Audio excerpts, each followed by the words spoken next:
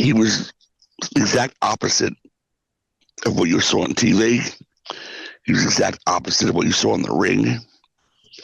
He was actually, and I've said this before, the funniest. I've been asked this, who's the funniest guy in the whole locker room?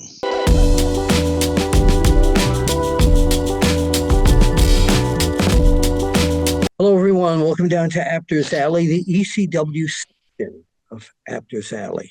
And ECW is never would have been had it not been for my dear friend and the man who was and still is ECW Tod Gordon. Welcome down to the Apter chat. It's good to see you, my friend. Always a pleasure to see you, Billy. Likewise. And you and I go way back to the beginning of ECW. I even remember you coming up to the magazine offices and bashing your hand down to Stu Sachs, the editor, and say, "Why aren't we regarded as a world championship?" Long time ago. That's right. And then you fought Sam in your thing. My office title, the Cow Championship Office Wrestling, and you had him hit me over the head with a ceiling tile. No, I think he raised the cane up, and that knocked the tile out by mistake. No, you. Oh, right. Well, one of you did. One of these days, folks, I'm going to show the office here on WrestleBinge. I've never seen it. Well, that's why you got to come down here one day and see there's a 20-minute highlight reel. So maybe one day. Well, you people that come to my one-man shows, I show that on there, and that's part of the video. Who else is in the 20-minute highlight reel? Oh, gosh. New Jack, Rob Van Dam, Jimmy Valiant, Diamond Dallas Page, everybody. Rey Mysterio, Conan. So a lot of the mellow people, huh? No, well, right. Until you guys came down there. So, of course, recently we were all shocked and saddened by the passing of Sabu, and he's a dear friend to both of us. I loved him very dearly, and I just saw him at WrestleCon, and he gave me a big hug, and he said, "I'll call you next week because this isn't over yet." When did you hear about it? And tell me. I know how you felt. I saw him a week ago Saturday at the Joel Goodhart TWA show. Yeah. He looked great. So I'd heard about it, I guess, yesterday. Bill Alfonso woke me up, calling me in the morning. Well, hold on, Todd. Hang on one sec. By the way, you people, if you're watching this, a different date, whenever this is put up, we're taping this on the 12th of May, 2025. Go ahead, right. Todd. So yesterday was Sunday, real time. And Fonzie called me up first thing in the morning, and he said, "Oh, no, it's terrible news, Todd, terrible news." And I said, what? He said, "I just heard from Van Dam, and Sabu's gone." Oh. I said, "What? What are you talking about? What?" He said, "I don't know any details. I just know that Van Dam called me up, and he said, Sabu's gone." That's all he said. And he's going to try to find out what's going on. And he didn't know any more details, what happened, when, why, what, where. But we were just like, I was devastated. He was devastated. First thing I did was I called up our third guy, Sandman. Yeah. Same thing. I said, Hack. I texted him, SOS. Call me right now. Out of a sound sleep, he called me up. Wow. I said, "Dude, Sabu's gone." He goes, "What are you talking about?" And then the three of us just kind of like not cried together, but like emoted together. It was horrible. I mean, horrible news. This guy, I love this guy since day one. He's one of my originals. Oh, wait. You just said something. What was day one? Where did you first hook up with him, and what was day one? Eastern Championship Wrestling. Yeah. He came in one of the first TV tapings, and we came with an idea of putting him on a gurney and coming out like Hannibal Lecter, where we put the thing on his face, and he was tied to the gurney, and 911 pushed him out, and then let him loose, and he went nuts in the audience. I was there. I remember this now. Yeah. And, I mean, we had never seen anything like this guy, let alone the audience. And he started grabbing chairs and throwing them around the arena, carefully, because only half the arena was being filled. So the other half was empty, and that's when he's throwing the chairs. But you don't think that. You see some guy throwing chairs at you, and he was like a maniac, and the fans were running. It was like the original Sheik. They were scared to death. Which was his uncle. Yes, and absolutely true.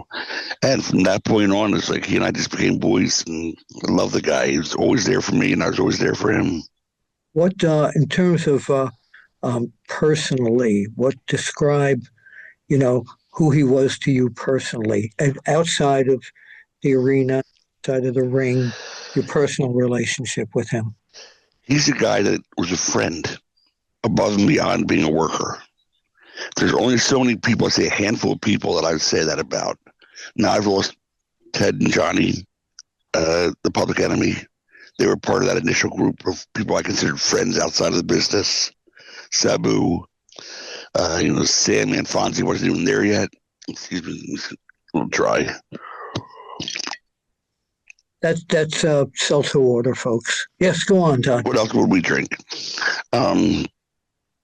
He was the exact opposite of what you saw on TV. He was the exact opposite of what you saw in the ring. He was actually, and I've said this before, the funniest. I've been asked this, who's the funniest guy in the whole locker room? Was he really? And I'd say Sabu. And they go, what? What do you mean, Sabu? He was the funniest guy in the locker room to me. He could make me laugh harder than anybody could. That's amazing. I mean, I know that because I was back there a lot, but a lot of people wouldn't even think that. No, he had this understated, quiet sense of humor where he just like drop a little dig in somewhere, and you say, "What did he say?" And he'd be hysterical. He was just so funny and clever.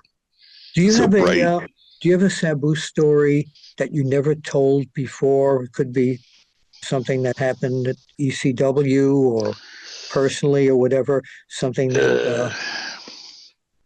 Not that I can tell publicly. No, okay. I'm sorry. Okay.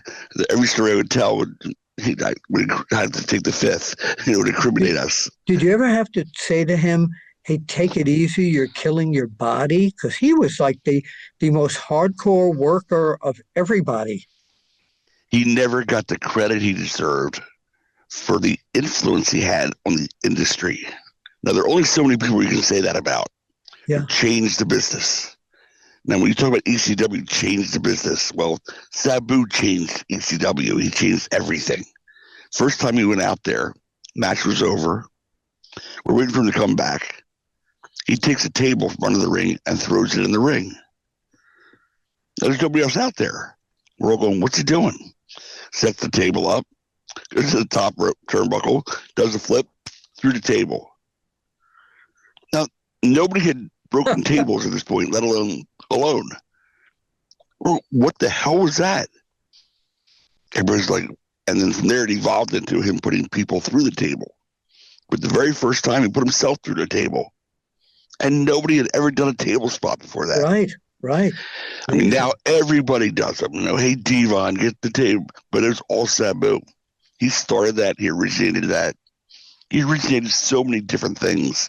From putting a chair in the ring, jumping off the chair to the top rope into the audience. He did things nobody had done.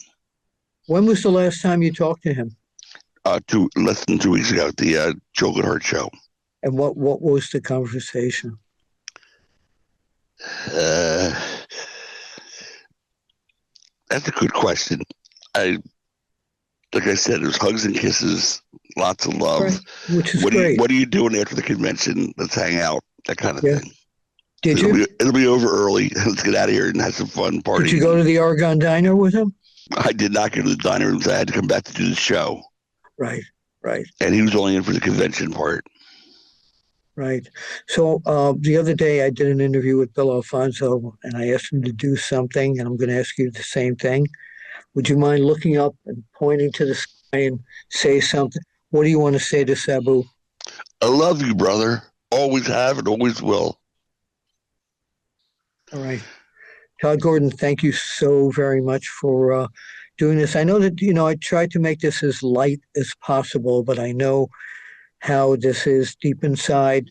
for you and for me because, you know, he was also a dear friend. I knew him back when he and RVD were training in Detroit when the Sheik let me watch the two of them working out. Is that right? Yeah, long. I didn't think the Sheik let anybody in those sessions. Well, it wasn't a session. It was set up by Stanley Weston, who was my boss and my mentor back then, and he hooked me up with Ernie Roth, who hooked me up with the Sheik, and he introduced me to the two of them. And if you listen to Sabu's stories talking about how the Sheik trained him, how he didn't let him go in the ring for like 7 months. He let him put it together. He was a little skinny kid when I met him. You know, he looked like the Sabu in the movies. You know, the little skinny kid. And I remember shaking his hand, and you know, just like that. And he wasn't in the ring or anything. He would bow. He did that, and he was like really pleased to meet me.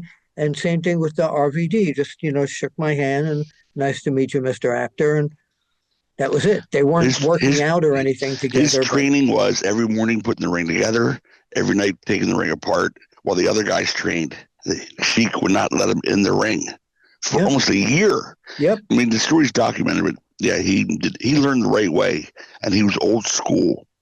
I know. And that's why he would never speak in front of people, fans. He kept the kayfabe. Kept it till about five years ago or so when he started doing interviews. But at that point, the entire world had broken kayfabe. Right. I mean, he did it 10 years later than everybody else, put it that way. He did. I'll never forget when he told me, Salamat kapaloto pa. Never forgot that. Which means? I don't know. That's what he said to me. No clue what he put. I remember right before our first pay-per-view, when he took the mic for the first time, and all he said was, Taz. Yeah. And the whole building went, what just happened? Like, one word could impact the whole building. Nobody can do that anymore. No. Nobody can do. Because he kept the kayfabe all those years. He was so true to this business. He was, and in terms of ringside photography, the matches of he against Taz were one of my favorite series of matches to photograph. You'd get kick-ass photos from them because they were, I'm going to say, poetry in motion. Yeah. And he and Sandman up their ladders and the Stairway to Heaven matches. I go on and on. And then even in 3PW or PW, the 3PW, I managed him for like God knows how long. Oh, that's right. I came out with a turban on. Yeah, I remember. I was your commissioner for a while there. That's right. And he'd look up and point to the sky and go, what? Somebody throwing something at us? And I tried to make him laugh all the time. He wouldn't do it. I always try to break him up in the ring. Todd, we're going to break kayfabe. What was up there? Well, apparently nothing was falling, but he was actually praying to his God. Oh, okay. Which was his uncle, the Sheik. Yeah, I guess it was. Yeah, probably was. Thank you so much. I respect so much what you're doing for him right now, that you're getting all these people to get together and talk about him. It means the world to me and to all of us. Thank you, Bill. Well, we've been family a long time, and I appreciate that you always made me family, not just personally, but in the whole ECW world, that you always called me part of that family. And true, you're a good man. I'll always be there. Thank you, Bill. Love you. Me too. Thank you. Bill Apter with Todd. By the way, if people want to reach out for you, Todd, on social media, where do they get you? I'm only there on Facebook. I'm really far behind the world in social media. It's just that's okay. They can always call. They can always get a hold of me. Yes, but I am on Facebook, but nothing else. All right. Tod Gordon with Bill Apter down here at the ECW section of Apter's Alley, and we'll see you at the matches. And God bless you. Amen. Sabu.